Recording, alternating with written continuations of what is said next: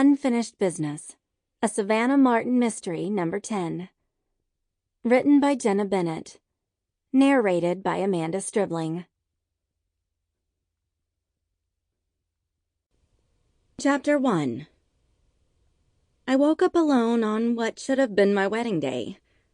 That might not strike you as unusual for a bride, but I was living in sin with my husband-to-be, and it was quite a while since I'd woken up alone in bed.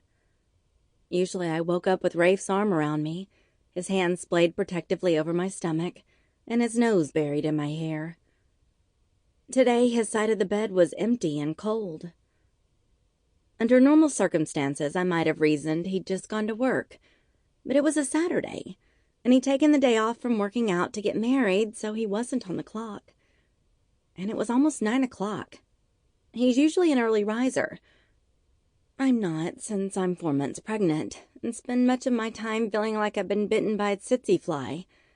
But at this point in the morning, and especially given today's agenda, I would have expected him to have woken me.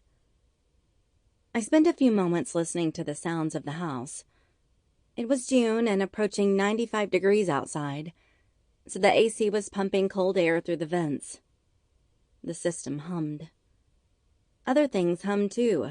Electrical things. Things like the refrigerator downstairs and the TV and computer, even when they weren't in use. It's never entirely silent anymore unless the electricity goes out. But while I could hear electrical humming and birds singing outside, and the sound of a lawnmower somewhere in the neighborhood, I couldn't hear any sounds of activity inside the house. If Rafe was up and downstairs, he was being very quiet. I swung my legs over the edge of the bed. The hardwood floors were cold from the air conditioning as I padded toward the door. "Rafe?" There was no answer from downstairs. I grabbed a robe from behind the door and shrugged into it as I walked across the landing to the stairs.